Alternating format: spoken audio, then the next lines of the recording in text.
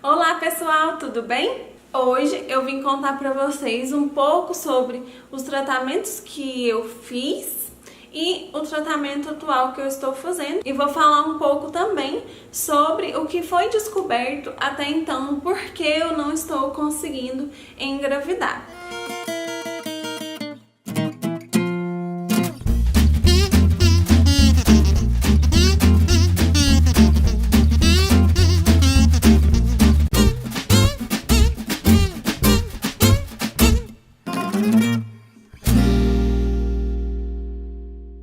Como eu falei no vídeo anterior, eu sou tentante há 3 anos e 3 meses, mais ou menos. Bom, então vamos começar com o meu marido, né? Meu marido, nós moramos aqui no interior de Goiás, né? Então nós fizemos, ele já fez vários espermogramas aqui, né? Recomendado pelos médicos que a gente já foi aqui na nossa cidade.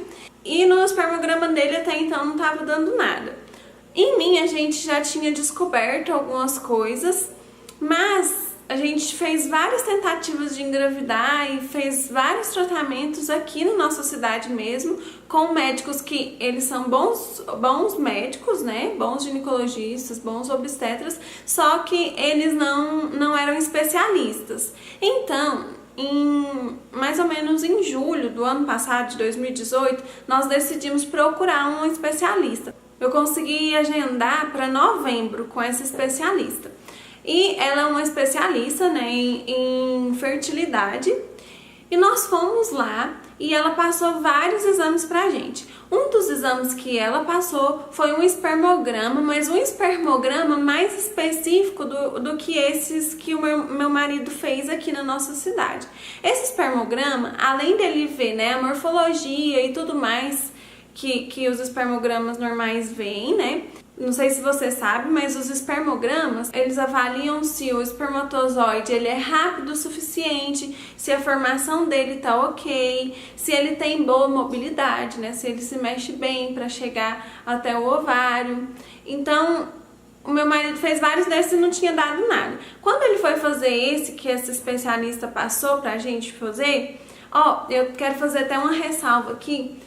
Eu conheço, inclusive, vários homens que... Vários não, eu conheço uma pessoa, mas já fiquei sabendo de vários homens, vários casais, que o marido ele não quer fazer espermograma porque... por vários motivos dele lá, né? Às vezes é até vergonha, nem sei, às vezes é machismo, sim, outras vezes é vergonha, enfim. Cada homem tem o seu motivo de não querer fazer o espermograma.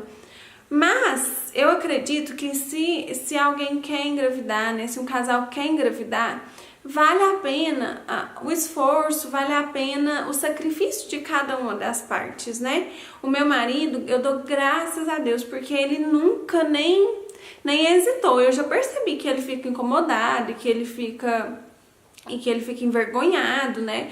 Mas ele, assim como eu, tá se sacrificando em prol do nosso sonho, né? Do nosso maior sonho, que é ter filhos, né? Então, eu acredito que você, marido, se você tá vendo esse vídeo, faça o espermograma, sabe?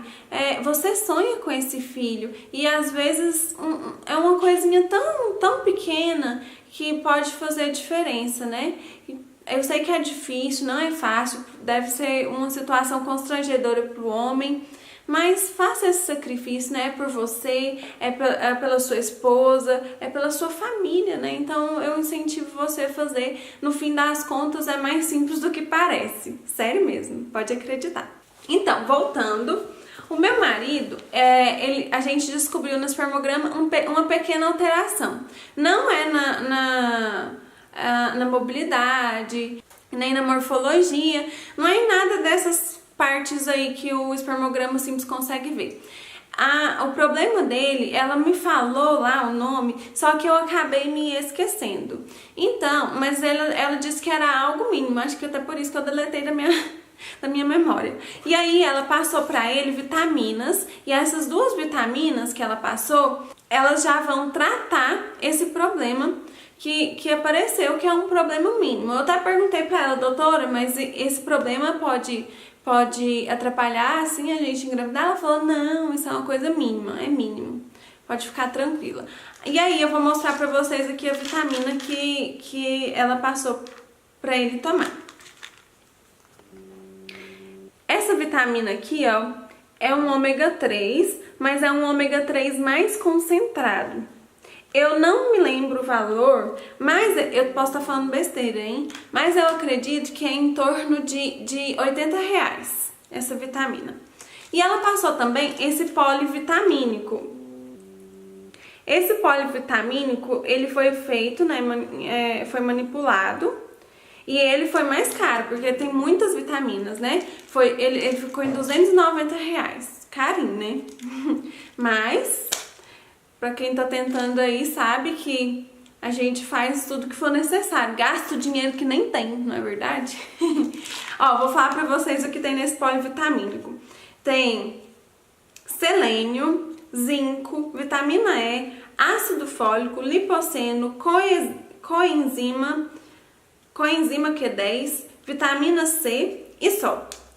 E aí ele toma duas cápsulas por dia. Esse daqui ele tá tomando uma por dia, mas a recomendação que tem aqui nas recomendações aqui atrás é que tome 3 vezes ao dia. E aí fica de acordo com o que o seu médico te passar, né? Então eu tô tomando essas vitaminas e a doutora disse que com essas vitaminas já vai tratar o probleminha que surgiu no espermograma dele, tá? Então, ó, é interessante você saber dessa parte do homem que além de um espermograma simples, tem sim um espermograma mais específico. Então, o seu marido, eu acredito que é importante você tentante, com o seu marido, buscar um especialista. Depois que eu busquei um especialista, nossa, fez diferença total, gente. Então vamos lá. No início, aqui na minha cidade mesmo, eu descobri que eu tinha ovário policístico. O ovário policístico, né, o que acontece é que a pessoa que tem essa síndrome do ovário policístico, ela não ovula. Ou nem sempre ovula. Tem mulheres que não ovulam mesmo, né, de jeito nenhum. No meu caso, a gente percebeu que sem induzir, sem nada, eu tinha ciclos que eu ovulava e tinha ciclos que eu não ovulava. Então, essa foi a primeira coisa que descobriu. Após isso, a gente percebeu, os médicos, né, que eu fui e tudo mais, eu fui em vários médicos aqui na minha cidade, eu fiz vários exames de hormônios, então eu tive alterações hormonais. A primeira alteração hormonal que a gente descobriu foi a alteração do estrogênio. O estrogênio, ele é um hormônio que atua na gravidez, né? Ele atua fazendo o quê? Depois que o óvulo é liberado, o estrogênio começa a ser liberado para preparar a camada do útero para receber o feto, né? Então, ele prepara o que a gente chama de endométrio, porque o endométrio, ele é uma parte muito importante da gravidez, porque ele não pode estar fino demais e também não pode estar grosso demais. Olha, então que é complicado, gente. Aliás, você sabia que de casais saudáveis, totalmente saudáveis, sem nenhum problema, eles têm apenas 20% de chance de engravidar? Sabia disso? Tá vendo? Gravidez é um milagre de Deus, gente. Agora você imagina de quem tem 1 milhão de problemas. Mas vai dar certo, vamos lá, não desanima não. Voltando aqui ao assunto, o estrogênio, ele precisa estar regulado. Por quê? Se ele estiver desregulado, ou o seu endométrio vai ficar muito fino, ou o seu endométrio vai ficar muito grosso. Se ele ficar muito fino, quando o feto entrar e o feto crescer, pode gerar aborto. Se ele ficar muito grosso, corre risco do feto, né, do óvulo fecundado, não conseguir entrar no seu útero, né, porque o endométrio vai estar muito grosso e não vai impedir ele de entrar. Então o estrogênio, ele é importante por isso, ele prepara a sua camada uterina. Eu tomei esse hormônio, o estrogênio, porque eu estava com baixa de estrogênio. E é importante dizer que a baixa de estrogênio pode gerar infertilidade. Então é importante tratar. Certo. Eu fiz também um exame que... Esse não é legal, né? Esse exame aqui, ele é muito importante. Mas ele é muito difícil de fazer. E no meu caso, eu tive um probleminha após fazer esse exame, o que me fez ter um medinho ainda maior desse exame. Eu fiz o esterossalpinografia. Esse esterossalpinografia, ele é muito importante porque ele avalia se as suas trompas não estão obstruídas. E graças a Deus as minhas trompas não estavam obstruídas. Por que esse exame é importante? Porque além de ver se as suas trompas estão obstruídas, porque se você engravida e as suas trompas estão obstruídas, o que pode acontecer é de você ter gravidez nos ovários. Então isso é muito sério, por isso que é importante, se você está tendo dificuldade de engravidar, você fazer. Ele é um exame que é desconfortável. Assim, você não sente dor de morrer, não. Porque se você é tentante, você já deve ter ouvido falar desse exame, né? Você sente dor, por quê? O que acontece? Como é feito? É como se fosse um raio-x, vários raios-x, e aí eles injetam lá em você um líquido que chama contraste. Esse contraste, ele é injetado, né? Eles colocam lá, né? Eles injetam lá na sua vagina o contraste, e aí quando injeta você sente dor, é como se você estivesse sentindo uma cólica muito forte, sabe? Pra quem tem cólica forte aí, dá pra ter uma noção, mas é mais forte que isso ainda. E aí assim, o desconforto que tem desse exame é isso, porque você sente essas cólicas e a sua vontade é de pegar e fechar a perna assim, sabe? Abraçar suas pernas, só que você não pode mexer, porque se você mexer vai atrapalhar a foto lá do raio-x. Aí, o que aconteceu? Que teve no meu exame? Eu fiz o exame, tá? Foi ok. Antes de tomar o exame, eles passam pra gente alguns remédios, que é remédios anti-inflamatórios, né? E também para doer menos um pouco. E eles passaram um remédio pra mim que eu não sabia que eu tinha alergia. E esse remédio é o Nimesulida. A Nimesulida, eu tenho alergia dela. E a reação que eu tenho, você não vai acreditar. É até vergonhoso, mas a reação que eu tenho é que eu dou uma espécie de candidíase por conta do remédio. E eu dei a candidíase, depois que eu dei a candidíase, aí eu tive infecção urinária. Meu Deus! Pensa numa pessoa que ficou detonadíssima. Nossa, que eu não gosto nem de lembrar. Eu mesma. Gente, foi horrível. Não foi ruim, nem foi o exame. O exame eu levei de boa, tranquilamente. Mas essa alergia desse remédio... Ai, gosto nem de lembrar mesmo, de verdade. Foi horrível, porque a candidíase já é horrível e você tem infecção de urina. Após isso, nossa, foi o que piorou tudo. Infecção de urina, o trem é tenso, né? Então, eu fiz esse exame. Depois que eu fiz esse exame, a gente viu que tava tudo ok e tal. Graças a Deus, que as minhas trompas não estavam obstruídas. E se as trompas estivessem obstruídas, por isso que esse exame é importante, porque além dele ver se as trompas estão obstruídas, ele também trata, porque à medida que injeta lá o contraste, se a trompa estiver obstruída, ela vai desobstruir, na maioria dos casos, né? Isso foi o que o médico me falou. Então é isso, fiz esse exame, tava tudo ok. E aí depois eu fiz um acompanhamento de ovulação. No mês que eu fiz o acompanhamento de ovulação, eu ovulei, mas foi ovulação tardia. Eu ovulei no 26º dia do ciclo. E aí a minha menstruação desceu no 35º, se eu não me engano, dia do ciclo. Já faz muito tempo, então não dá pra eu falar direitinho pra vocês. Até a gente ir nessa médica, né, especialista em fertilidade, que a gente foi lá em Goiânia, a gente descobriu que eu tenho síndrome do ovário policístico e ovulação tardia. A ovulação tardia, ela pode se dar por conta também do ovário policístico, né? Porque o ovário policístico, ele impede a ovulação ou ele retarda, né? A ovulação faz com que ela demore mais, né? Após a gente ter descoberto que eu tinha ovulação tardia, o meu médico da época, ele me receitou progesterona na fase final do ciclo, após a minha ovulação.